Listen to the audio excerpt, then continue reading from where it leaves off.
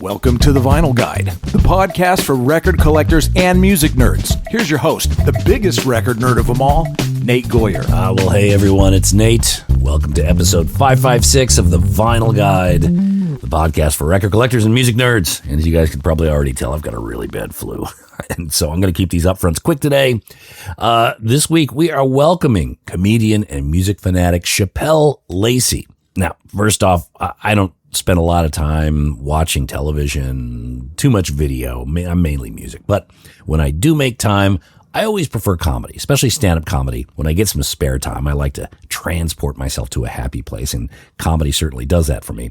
And I became aware of Shapel Lacey several months ago. I mean, he's a funny dude.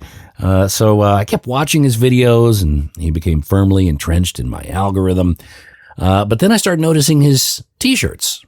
Shapel would wear band shirts of bands I liked. And so even further into the rabbit hole I went until one day I just said, this guy's going to be extremely interesting. I'm sure he has deep knowledge of music. Let's invite him on the show. And of course, my instincts were correct. And today you'll get to hear the conversation. Shapel and I talk all about his fanaticism of punk, the role it played in his life, how it empowers him in his outlook and forging his career, and lots more. So, really quick, the URL, go there now, shapellacey.com. I've got it in this episode page. Lots of comedy dates coming up, mainly in the U.S., Cleveland, Tulsa, Little Rock, Philly, Tempe, San Diego, and more. And we're going to see if we can lure him to Australia in the near future. But go see him if you can. Also, he's got a comedy special on YouTube you could watch right now, 3 Dads, 2 Moms. Links to that also in this episode page. So that's pretty much it with the upfronts. I'm going to run now. I'm sick. I need to rest. Support me on Patreon. Any support you give will go straight to my NyQuil fund this month. All right, no further delays. Let's get into our conversation with Shapel Lacey on punk, comedy, and rising above. There you are. All right, we good? We good, man. Where in the world are you, Shapel? I am at my apartment in Los Angeles. Ah, very good. Which part of LA? Do you mind me asking? I'm like mid-city. Okay. Like mid-city, Wilshire, like Hancock Park, Larchmont, all that stuff. Ah, got it. Okay.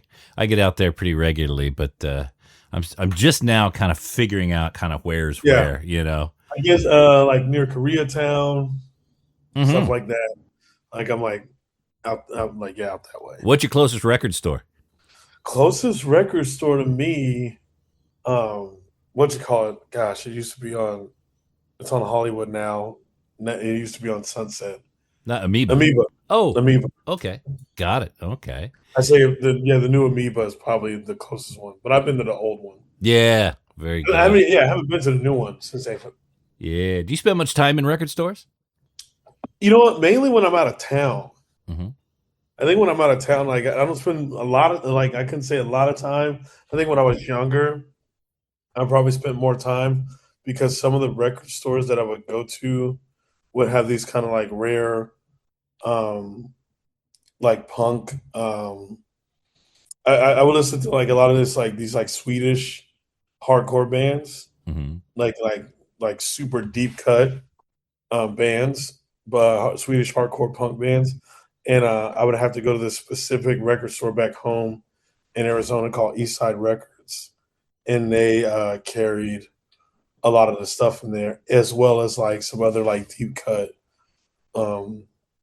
music I had to find. Because back then, I don't even think those like were like even like when the streaming started happening, like the Napster and like all that stuff.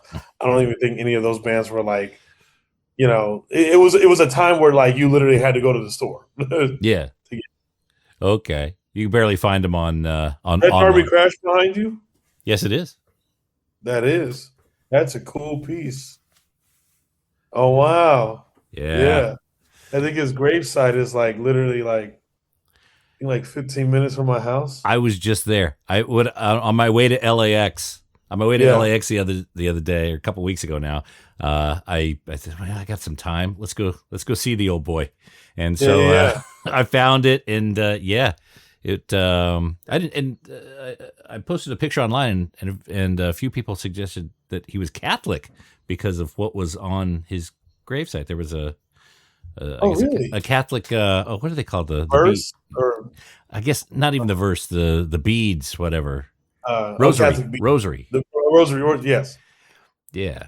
Oh, There's a wow. picture of that on his grave. So I don't think he was overtly practicing. Yeah, But yeah. I don't think, yeah. Because what's it, what is this song? I think it's just called no No God. God. Yeah. Yeah. I was going to say, yeah. I think it's just called No God. Yeah. I think he Yeah, had a. I love the terms. Oh, fantastic! So your love of punk goes back to your youth. When did you discover punk? What was kind of that atom bomb? So when I discovered fun, it was a junior high. I want to say around it had to be like 2000. Um, my junior high offered guitar classes, or like it was like part of like like the electives where you Mm-hmm. could choose like PE or art or whatever, and I chose guitar class. And there's a guy in my guitar class, still friends with him today. This dude named Dom, and he asked me if I wanted to join a band, and I was so like I was like, just to preface, like the radio was like my like it was my like blinders. Like you couldn't get me to pay attention to anything. If I was at the radio, nothing else mattered to me. I didn't even think I thought I was in like on a different planet because of the radio. And so I was just like, yeah, very, very into music, super heavy. So then I was just like, yeah, I'll join a band. I was like, yeah, that was like that's all I listen. Like I just listen to music all day. And so, but he was like, it's gonna be a ska punk band. And I was like, oh, ska punk. I was like, I've never heard of ska punk. And then he started showing me some ska punk bands like Less Than Jake and stuff like that, those guys.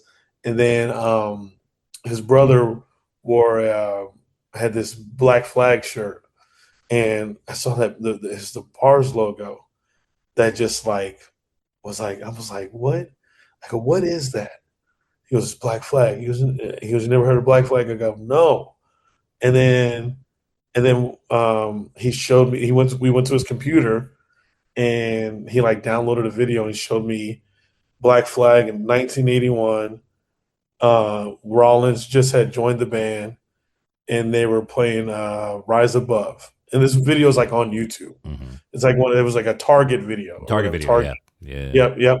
It was a Target video, and I saw that, and I just saw Rollins, and I was like, and the fact that like everybody was like right there on the same level as the band. There was just, and then just see that Bars logo behind, and seeing the Bars logo first before seeing the band, I was like, that's exactly what I pictured for this. Like it just seemed, I was like, there was just a level of intensity to that logo, and it's not even like a crazy logo. It's just 4 bars, and but like seeing it, but like it just carries something heavy. And then when I saw just the way they played and the intensity that they had, and then when Rollins went into Rise Above, the vocals for it, I was just like, oh, this is my world. This is what I needed. This is exactly what I needed. And I was sold on punk rock music from there. Just started making a tear from that point forward. It was just so like, it had been the coolest thing I think I had ever seen at that point. Like I just never seen anything like that, where it was just like fast song, probably a minute and a half, and it just got to the point quickly. At that point in your life, and people can go see your special, 3 dads, 2 moms on YouTube. At that point in your life, how important was that entry of Black Flag? Like, what did it provide for you that maybe filled a hole that you needed at the time? Oh, that's a perfect question. Well, it carried such a strong importance, especially when I learned about Henry Rollins. That was like a big thing for me. Not only were the Black Flag songs just so the things they were talking about, especially at the time of me like growing up and all that I was dealing with, like, in the childhood that I had, with, going from one family to another, and the first family being like so intense. And I feel like Black Flag and just, a lot of punk bands in general just told me it was like, here's what you're going to do about that. Here's what, like, because before that I was listening to like, Korn. I loved Korn and like Deftones and stuff like that. And those music, like, they matched the sound of like what I was hearing in my household. And then it was like they were like the soundtrack to my household. And then when I finally heard like punk rock was like, all right, here's what you're gonna do about it. And it was just like this kind of like standing up for myself that I don't think I had beforehand. Mm-hmm. And then I think it was always in me. There was just something that, like, I think punk rock music was the thing to pull it out of me, you know. And Black Flag was probably one of the more like important bands during that time for me. It was alongside of Bad Brains as well, Minor Threat, and there was just something about it that just it just pulled me in, and I needed it. Like, it was just, and there was just like here I have this, like, this is Live Yeah. Friedman. What I see, I just got this, but this guy right here was like, I was like, I identify with that guy so much. And Henry. even as his hair got longer, I still identified with him. And he just made me, like, I think Rollins was somebody that made me want to like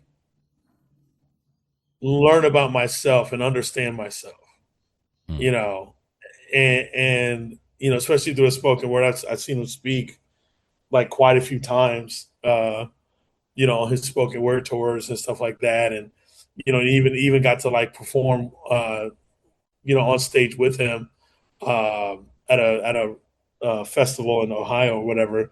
But, when I think about it, man, it's just like the energy of it all, just like, it all takes me back, and it still holds strong, and I still use a lot of it to move forward.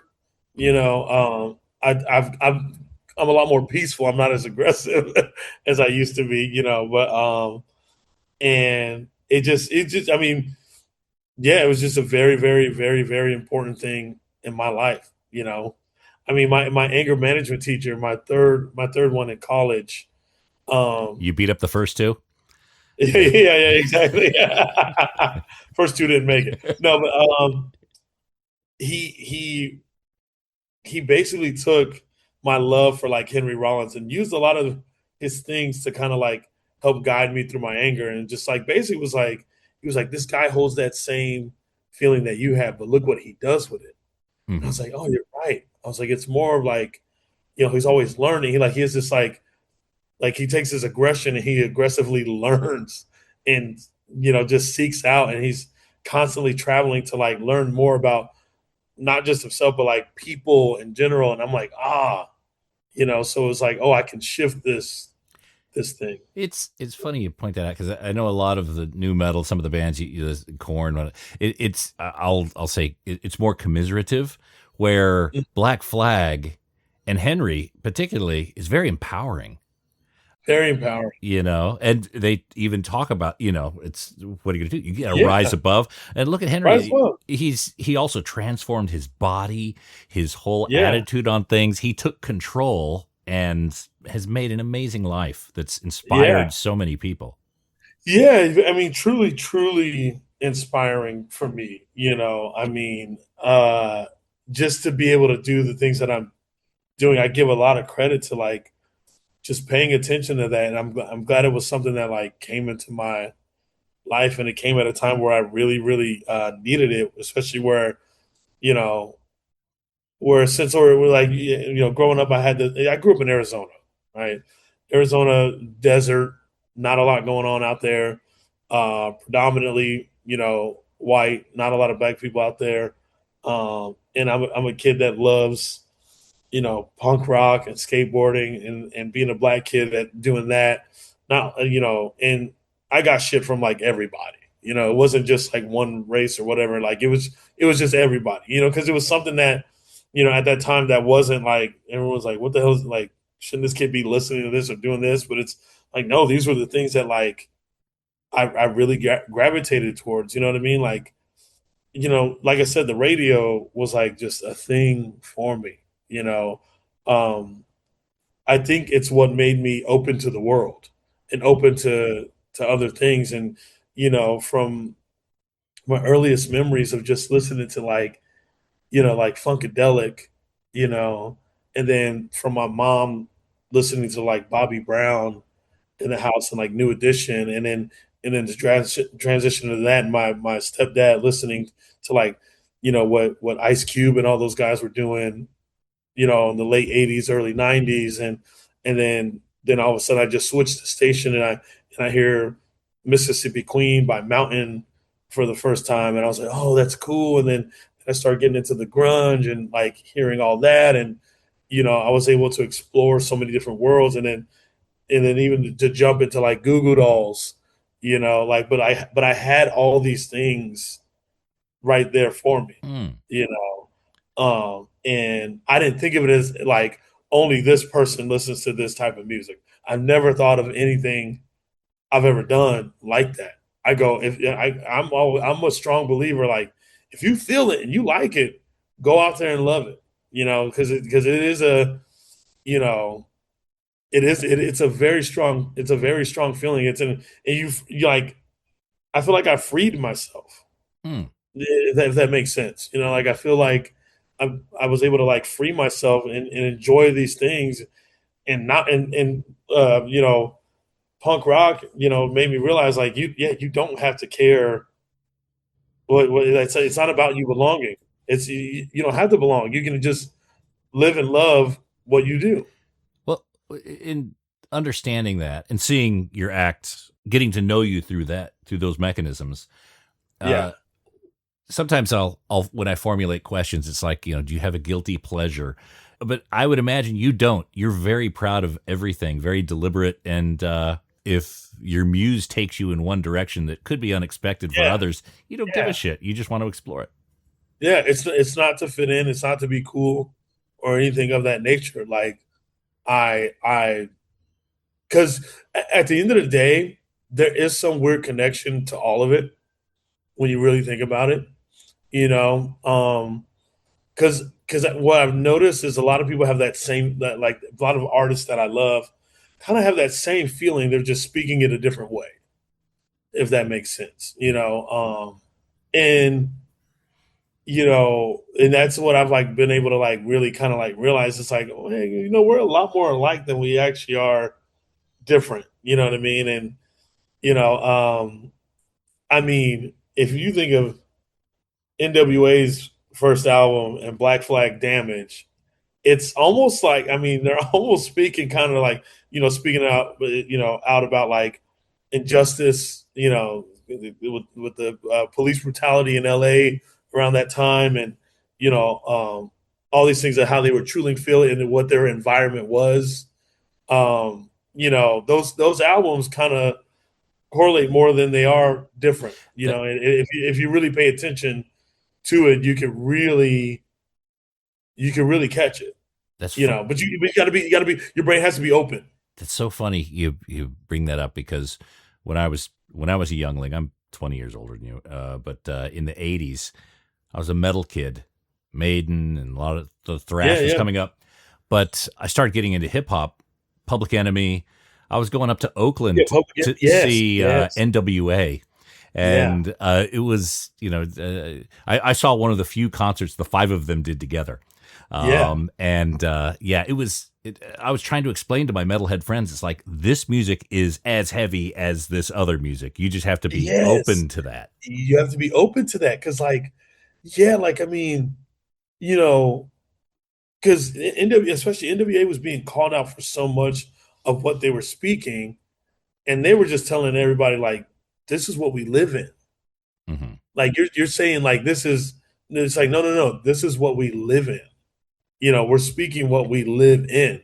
And the fact that it was so hard for people to like understand that is like, and I get it, but they also stood their ground on it, which is like, that's that punk thing. That's why I think punk is like not what like, most people. I go, it's standing on what you believe in as an individual and what you individually think, and like your environment and what it is, and there's among so many people, like I don't know, that like you said, like when you brought up Public Enemy, I mean, what they were just like really like standing on is you know you could just hear it. I mean, you can hear it in Minor Threat, when you listen to Minor Threat, and just like what they were standing on, and Bad Brains, and just like I mean, Dead Kennedys. Oh yeah. I mean, one of the most like politically, like calling it out on a broader spectrum, and I feel bad when people, not to get into politically, but I feel bad when people are looking at it from one side to one side instead of looking at it in a broad sense and going, no, this is all fucked. Mm-hmm. It's not this is right and this is wrong, or vice versa. It is all fucked if you really took the time to understand it. But your brain has to be open. Mm-hmm. Your brain has to be open. It's not about picking a side and understanding that it's all fucked up.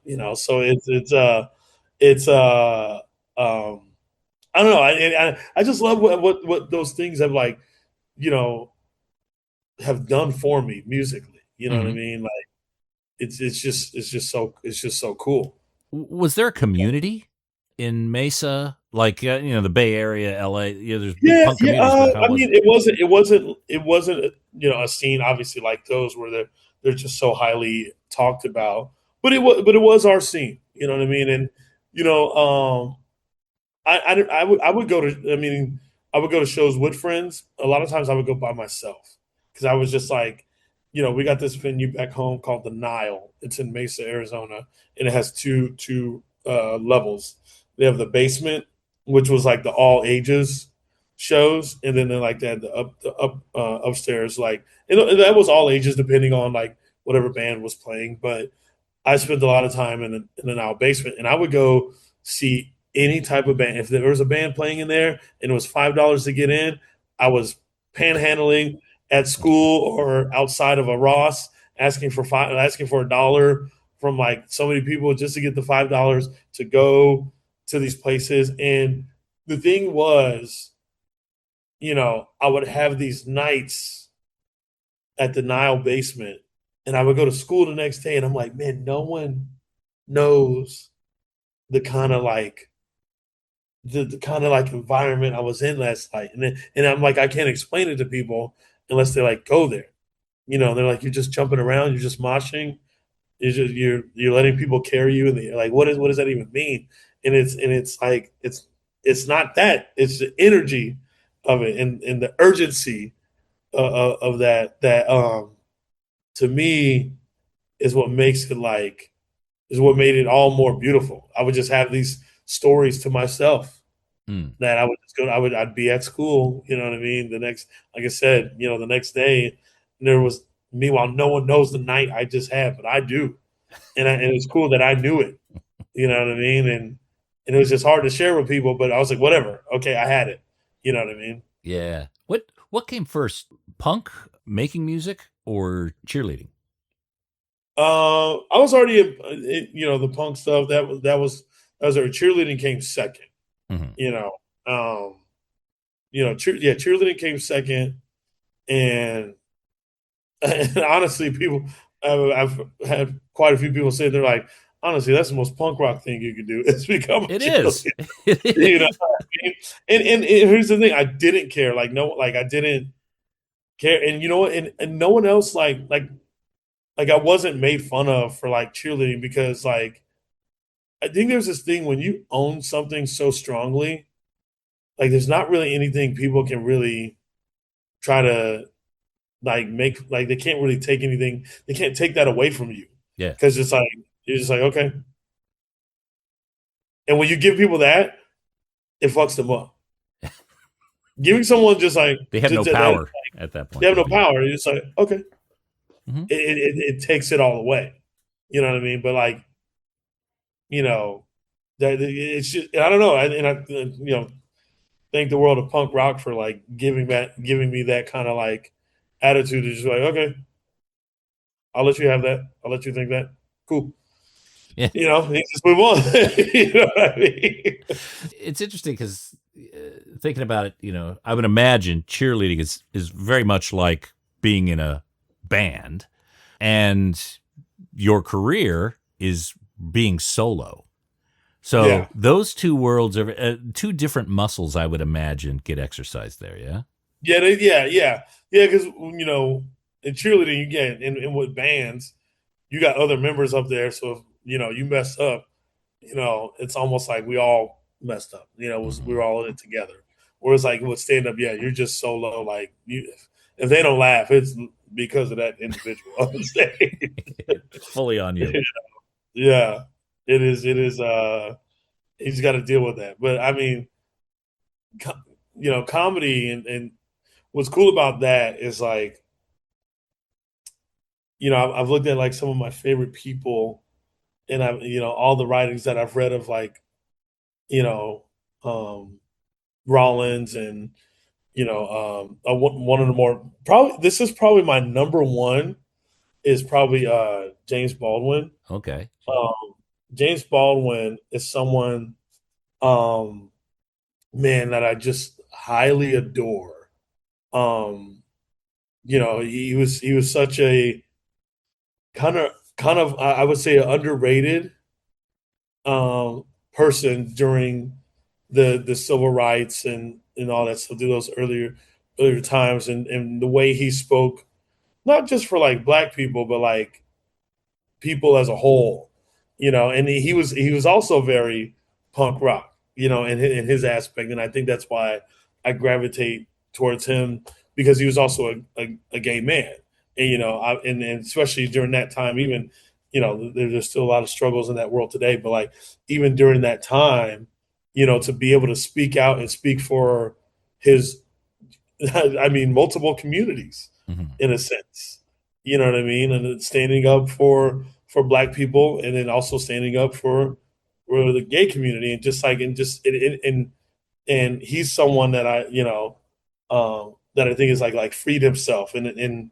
so him and Rollins, the combination of those two together are what helps me like be able to speak the way that I want to speak on stage, if that makes sense. And it's like this weird correlation there, which to me also roots to that, like just that punk mentality, you know. A lot of the topics you shared, they're pretty heavy topics, and knowing your background, you know, it's not always been easy for you. But then being able to transform that and stay as positive and as affable, bubbly as you are, you know, you've done a lot of interesting things with those very heavy weights that really kind of do tend to weigh others down. Oh yeah, 1,000%. But that's the power of freeing yourself. You know, I think that's the only way you can truly do. Because if I think about it, like, why is Rollins able to speak the way he speaks? Why is, you know, someone like James Baldwin able to speak the way that he speaks? You know, there's a type of freedom that they have that I think is amazing. You know, another artist, more new, of the, you know, I guess newer generation, even though he's been around for like, you know, I think he's been doing it for like the past 15 years, is, I don't know if you know much about Tyler, the Creator. A bit. Yeah. So he's another person that that I tend to idolize as well, in that sense of like being able to speak so freely and understanding where that comes from.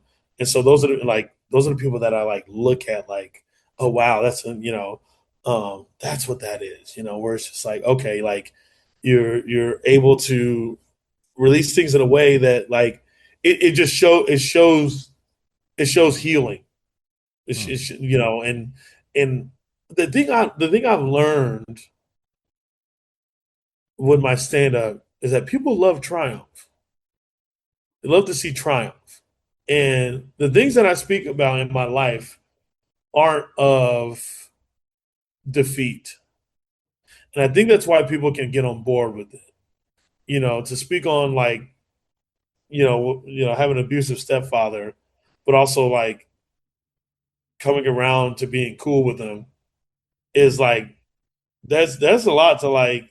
I don't know too many people that can do that. Mm-hmm.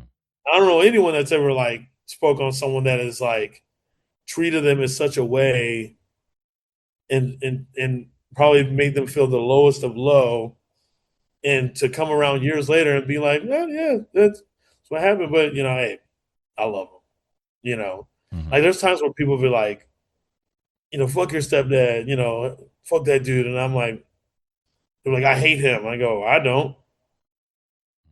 So why should you? I mean, yeah, I was like, he didn't. I was like, he's not in your life, But there's it's because there's empathy that I've learned. You know, there's something James Baldwin, the way he would speak.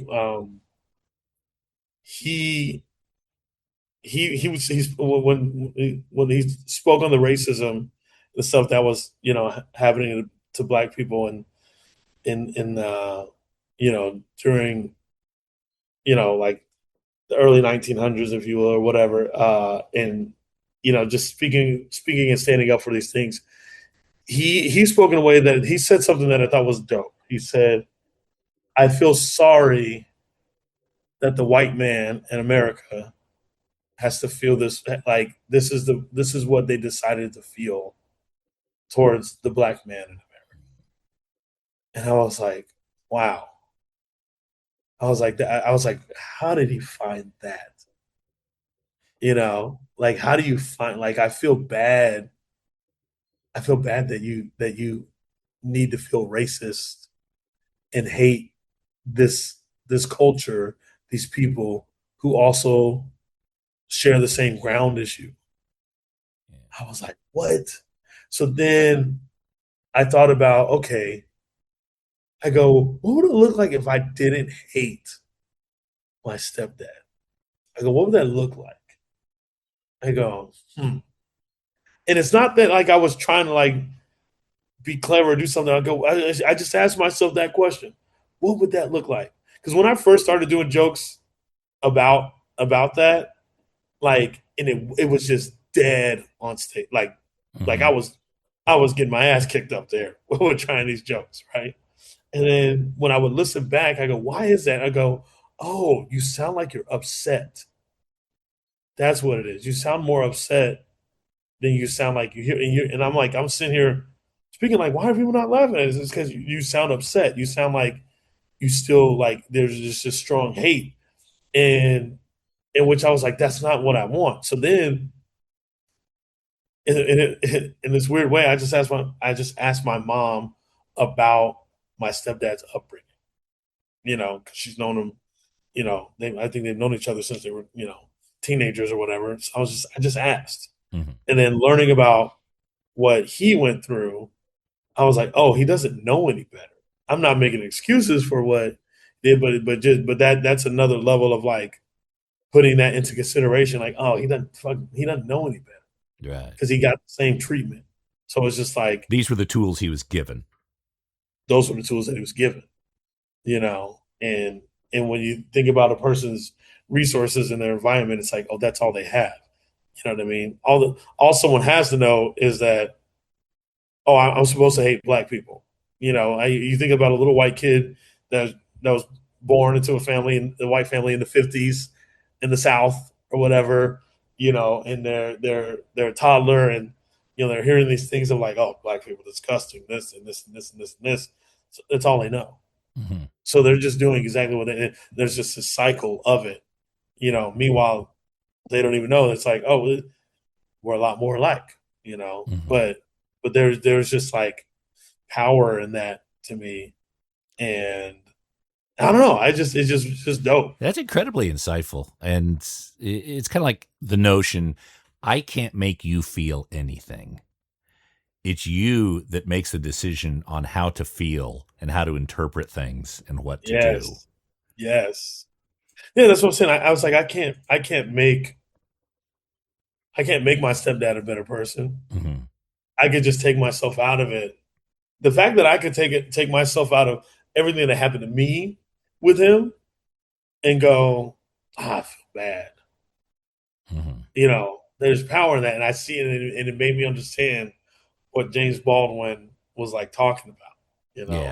Yeah. And but it also takes a lot of willpower, a lot of self-awareness to be able to rise above that, because exactly.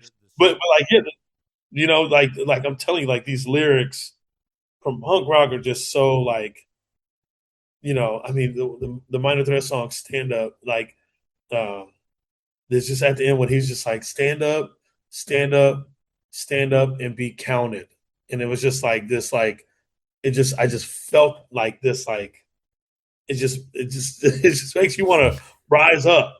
It's motivating. It just like, stand up and be counted. Like I'm here. Yes, I am. And I don't know. That's just all like beautiful. Mm-hmm. I love hearing it. I've been going to more and more shows, especially since the pandemic. After the pandemic, I was just like, I realized how much I missed live music when I couldn't do it, Yeah. And so I try to go out quite a bit. I'll tell you one thing that the youngsters are doing, this crowd killing bit. I don't understand it, man. And I become the old guy at the back of the club, kind of like trying not to get a broken jaw. What are your thoughts on crowd killing? Where do you think that comes from? I don't know. I think there's always something that's found. I feel like there's always like a new thing. I may not understand it or whatever, but I'm like, they feel it, they leave, and they're like, that was fun night.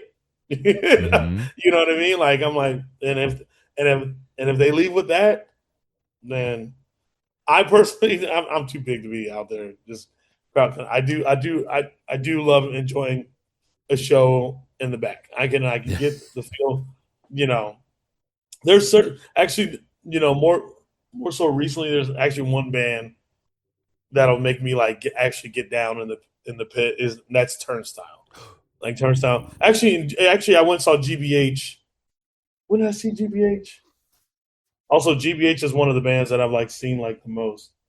I think I went and saw GBH at the Fonda here in LA, probably a couple of years ago. Let's say a couple of years ago. That's one band that'll make me like actually get down as well. I love GBH so much. I've never seen them live, but I did see Turnstile, I want to say a couple months ago. They played a really small place in Sydney. They played the massive place that sold out, and then they did a gig. Like a secret show? You see, a side show, secret show that was raising money for Indigenous people. And so it was, 1,500 seater, I think, maybe a little less. Yeah. And I was in the crowd, in the pit. And then after the first, they opened with Birds.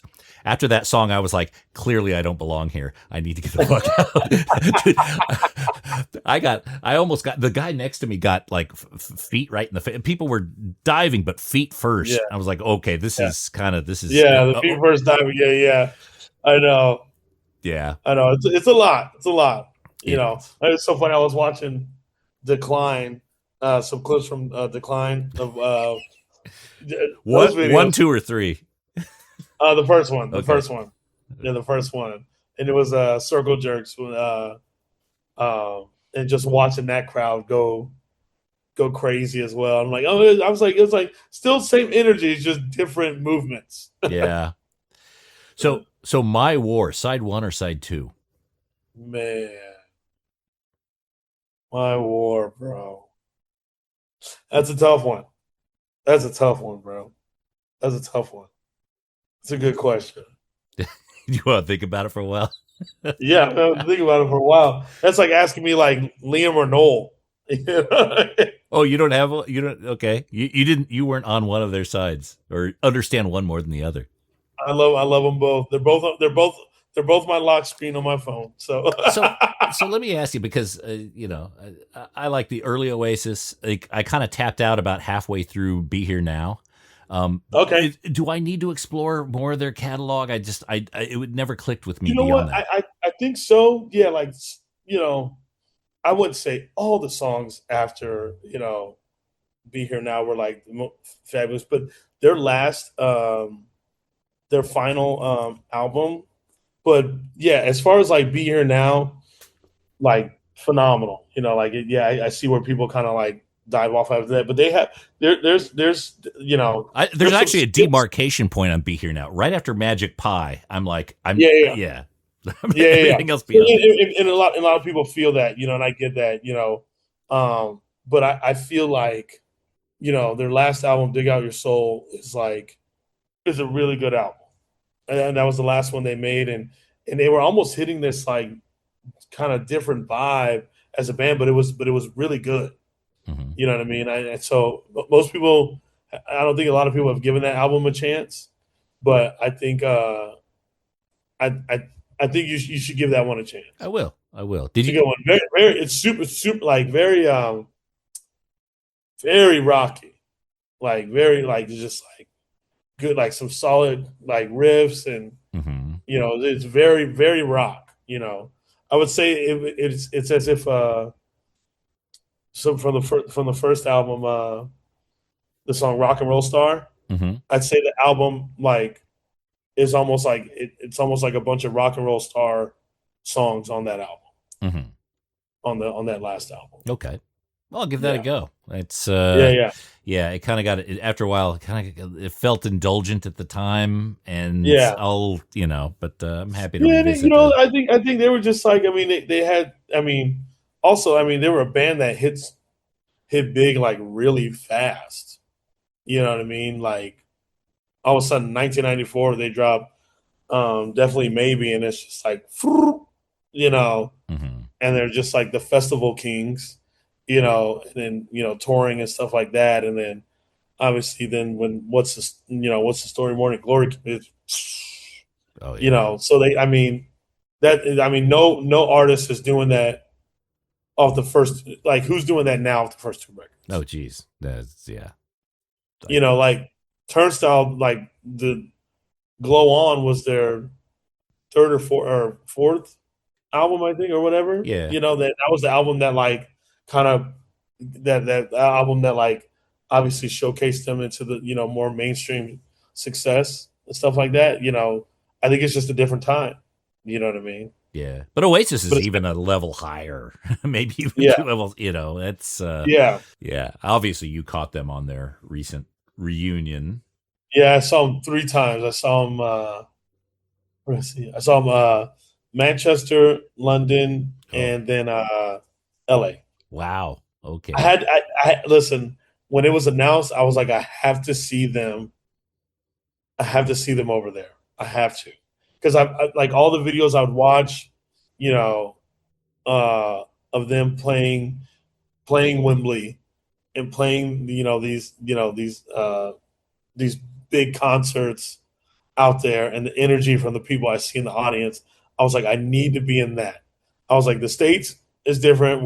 We're so damn spoiled.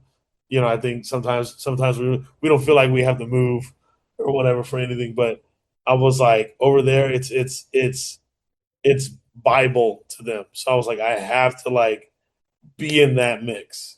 And I've never been at a concert like that huge where everybody was singing every lyric.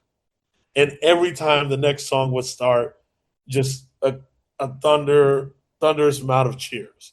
I've never been in that kind of environment, and I needed to know that even on the slower songs, I just never felt that, and I was like, this is what I needed. This is what I like. That was the dream.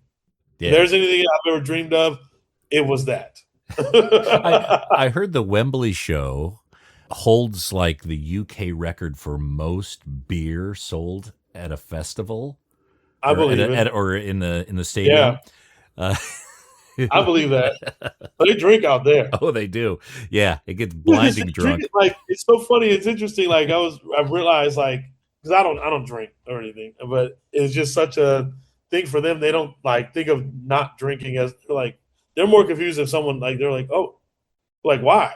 They're like, you had a problem? Where was the problem? Like they're just like, they're confused by that. It's so ingrained in kind of how they go about it. Yeah, it's just like, oh no, you drink and like you get drunk and then you go to sleep and you go to work. Like it's just I think it's just what it is. So do you have a record collection? Does vinyl play a role in your life? I have some vinyl, some stuff that people have given me over the years. I got like some of those like rare like Swedish hardcore punk bands I have. People have sent me a lot of Oasis stuff. So I have quite a few Oasis records. I can't remember what else I have over there. Do you care about collecting records? Does it mean much to you? Or I mean, I would love to start. I just don't know. I just know there's a science to it, And I get intimidated by it because I know Rollins has like the biggest collection of them all. It has like he says this is the thing he spent the most on, and he has like specific speakers and like he's got a whole setup for us. I'm like, I get intimidated. So like mine, definitely not as big, nowhere near yours. Oh, is that Iggy Pop right there? Oh yeah, Stooges. Is that what that is? Yeah, the box set. Yeah. I got it. I was like, I see the orange and like the colorway. So that's what makes you think. Yeah. I have Raw Power tattooed on my clavicle neck here. Is that whatever. Like from this to this. Yeah. Well, very painful tattoo.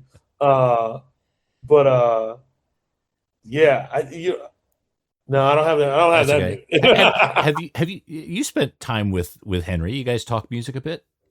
Yeah, we talked music and it was really really cool. Like, I remember I was actually wearing a Minor Threat shirt when I met him, and he goes, he's such a like, just this historian and like it's like he's almost like a history book. He was like, I was at their first show. It was December, blah, blah, blah, 19, blah, blah, blah. And I'm like, just the detail he had on being at the first Minor Threat show was like insane. And now it was like that right there just made me go, whoa. Yeah. I was like, talk about someone that could just has it locked in their brain is crazy. Yeah. He's sharp as can be. Sharp. You travel to DC regularly. Have you ever stopped by the Discord house? Yeah, you gotta. I have not. No? I've met Ian before. He came. Forget what it was, but he came out here to LA to speak. Him and Kevin Seconds from 7 Seconds. Yep. They were speaking on. I think it might have been a 7 Seconds recording that Ian did or whatever. And I think they just did like a little thing on that. So I got to meet Ian that night and another well-spoken guy as well. Just like him and Henry just have something in their brains where they're just so locked in. I mean, maybe it is the straight edge thing and, not drinking, not smoking or doing anything that lets them keep all the information that they've like retained. I haven't been to the house yet. Oh, okay. Yeah, that's one of my bucket list things is to get a picture on them steps. Of course. Yeah. Got to. Yeah. But it's so great that the two, Henry and Ian, they're friends for life. They're working together, the Cramps reissues that they're doing. Yeah. All the projects that they're, and they strike me as a couple of people, and I've had the privilege to speak to both of them. They're very duty bound. Right? They see the bigger picture. They have they're motivated by things that move culture. Yeah, and I feel like that's kind of I think that's what I've always felt like. To me, I've always like anything that I'm like about to create, I go, okay, what is the bigger sense of this? What is this like saying? Because I do want to say something. Obviously, but I wanted to like, but I got to feel it. And I think I think even more now, my brain's just kind of organically like always thought of like creating that way. What is this sound? What is it like? What is it like? What does this look like? Mhm. What like how like I'm asking so many questions as I'm like writing it out. You know, it's um, but I think that it comes from like looking up to those guys. Mhm. Like just understanding like okay, like because it's like I always think if this is true, then what else is true? Right. If this is this, then what else is this? What else is over here? You know, in this how to like broaden the perspective, if you will. It's interesting because punk and comedy seem to really have a strong spine in authenticity. Audiences need to respond to that to get on your side on either of those art Yeah, forms. yeah. I mean, also the whole like comedy. There's a lot of DIY to it. That also is also in punk. You know what I mean? I mean, when you start out, like I mean, I think punk and comedy are low buy-ins. Mhm. You don't need the best guitar, but you just need a guitar. You don't need the best drum set, you just need a drum set. Comedy, you just need a notepad and a place that says, "Hey, we have an open mic here," and it's like, well, let me go do this open mic at this bar. You know what I mean? And I think, and then also like creating your career um, is the same way. You know what I mean? Like even more so now, like through the digital world, like as a comedian, you're able to really like showcase yourself on your own. Mhm. It's not the old like I was performing at this tiny bar and then this manager happened to be there and they just discovered me. It's just not that anymore. And now you're able to like literally just have a lot more control over it than I think we've ever had before. Mhm. Yeah, you It, know. now you're still working with Mad Peaceful? You still have your band? My band, Matt Peaceful. Yeah, yeah. So, I mean, our last show was like a couple weeks ago or whatever. Um, yeah, it was just like a few weeks ago. And yeah, I try to do as much as I can with those guys, but my tour schedule has been so heavy with comedy. Because like I just like got over the hump of like, you know, um, selling out all these shows and like, the fan base has been like growing quite a bit. So it's actually been kind of crazy for me. This is all like very, very new to me. Like, I'm just getting, What's you an know, indicator? What's an indicator that this is becoming a level that you it was hard to imagine a few years ago? man, well, I had a show in Eugene, Oregon, and my manager, Britt, which I think you communicated with, my manager, Britt, hit me up like a month before the show. And she goes, "Hey, they want to add another show." I go, "Why?" It's a Wednesday night. I was like, "Why do they want to add another show?" She was like, "Because you sold out the first one." I go, "What?" I go, "This show's a month away." I was like, "Really?" And then we put up the second show and that sold out. It was two jam packed shows, like sold out shows on a Sunday night, not an empty seat. And that was the thing that made me go, "Oh damn!" Because it's Eugene, Oregon. I Yeah. don't know if you've ever been there, but I mean, they just have the college there. But other like the college it's a big college, but it's in a small town. Hmm. So that's what like caught me off guard. Like, whoa, that was when I realized that things were different. Hmm. That's when I realized it. So you've got so much going on in comedy now. Mad Peaceful, as I understand, three comics in that band. Yeah, me, the bass player Ryan Clark, and then the drummer Joel Jimenez. So all you guys are on the road doing different things. So this is Yeah, everybody in the band like everyone has their own thing. Like Matt Peaceful isn't like our main thing. mhm. But when we like play, we play as if it's like this is our main thing. Like we go 1,000% on on stage. Yeah, I've seen some videos. Now, you guys have done some recording. Do you think we'll see some Mad Peaceful on vinyl at any point in the future? Oh yeah, for sure. Yeah, we've been in talks with that with like the next stuff, because a lot of times like we don't know, we just put it out there. We kind of just like, but we all come from like that hardcore punk background, so like that's why we like do it. But and the fact that like people like actually dig it like is a cool thing too. So yeah, we want to explore more with that world, and you know, uh, and it's so funny because like as people are like discovering me a lot more, like it's like they've been like looking at my band like, wait, he has a band, So then I'm now and a lot more. Now I've been having people at shows come up to me saying like, I love your band too. I love Mad Peaceful. And I'm like, whoa, you know Mad Peaceful? I go, you really know who I am if you know Mad Peaceful, So well, that's why I found out. Like, I saw the Mad Peaceful video. I'm like, oh man, he's got a ton of tattoos. Nervous Breakdown, and okay, yeah. That EP did make an impression on you, apparently. Yeah, exactly. It sure did. How deliberate are you with your T-shirts? Because I think that's one of the things that struck me first. Is like, this guy's got really good taste. I'm seeing multiple videos, different T-shirts of bands I enjoy. I have, man, my T-shirt collection is the craziest thing, because that's like my vinyl. Mm-hmm.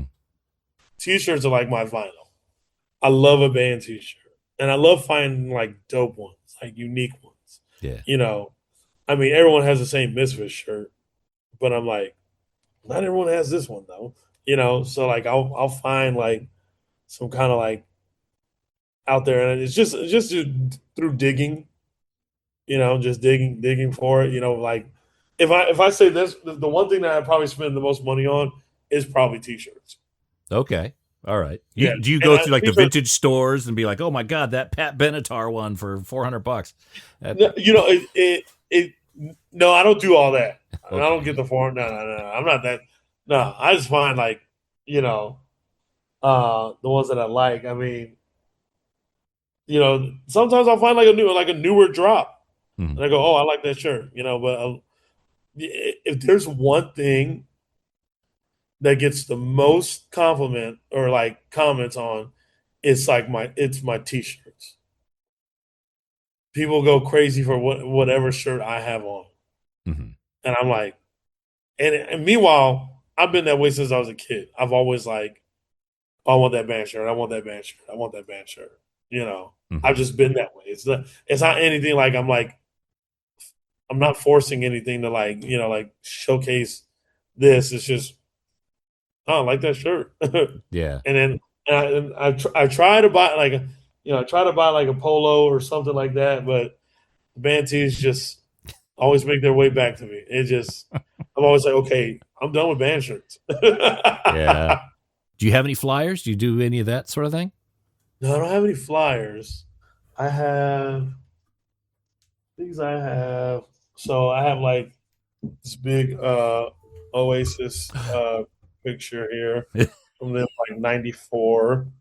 I have a Glenn Friedman this is Black Flag playing Mike Muir from Suicidal Tendencies. They were playing his mom's garage or something like that. Then I have this Henry Rollins painting that someone did some years ago. And then I have like Ian Brown over there from Stone Roses. What else do I have? I have no flyers, but I like stuff like that. Yeah. Very good. Yeah, that's the stuff I like. Yeah. Anytime I find a Pettibone flyer that I don't have, I need to add it in. No. I've run out of wall space. That's part of my problem. I guess I'm blessed to the point to where I'm running out of space. Well, I don't run out of closet space. So one day you may. What size do you wear? I don't. 2X. 2X. All right. Well, Shapel, it's been a great conversation. I really enjoyed getting to know you, man. It's I appreciate that. Yeah, this is a great combo. Anything you want to talk about? We haven't talked about. Anything you want to promote? Let people know about? Obviously, just come see me on tour or whatever. nothing like in particular, you know. You got to come to Australia at some point. I do. I've been getting a lot of Australia requests, and I go, I didn't know y'all knew me out there. Pretty strong drive to Sydney, I hear. It's a ways. Bring 2 books on the plane. I know, right? Because what is it, like a 17-hour flight from LA? Oh no, it's not that long. It's 14. It's fine. What did I think? No. I look. I could do a 14-hour flight. I did a flight from Sydney to Houston once, which was 18, and that's when the space madness starts to kind of hit in. Oh yeah, because you're just up there. Yeah, after a while, you're like, oh, what? It's Am I real anymore? Like, yeah. 14 hours I can handle. Yeah. Well, that's a sleep and a couple of bad meals. Yeah, exactly. Yeah, that's easy. That's easy. Cool. Easy work.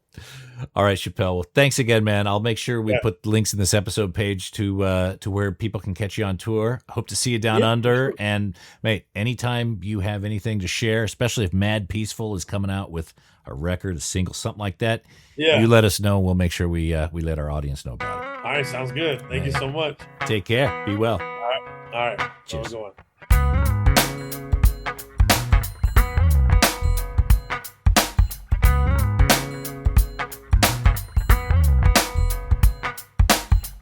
Oh man, what a lovely guy. Really enjoyed having him on the show. I was thinking about this conversation, this interview, hours after I had it. That doesn't always happen. I mean, he really made me think, and I really enjoyed that. I hope we can get him on the show again, and I certainly hope we can get him down to Australia. Again, his special 3 Dads, 2 Moms, I got links in this episode page, so you can watch that right now. And that's it for this episode of The Vinyl Guide. Thank you so much for tuning in. Appreciate everyone who's leaving those positive reviews on Apple Podcasts and Spotify. Those of you who are sharing these podcasts around on social media and Reddit and all that stuff, that is certainly appreciated. We'll be back shortly with a brand new episode. So until we talk next time, you all behave yourselves. And thanks again for listening to The Vinyl Guide Podcast. Cheers.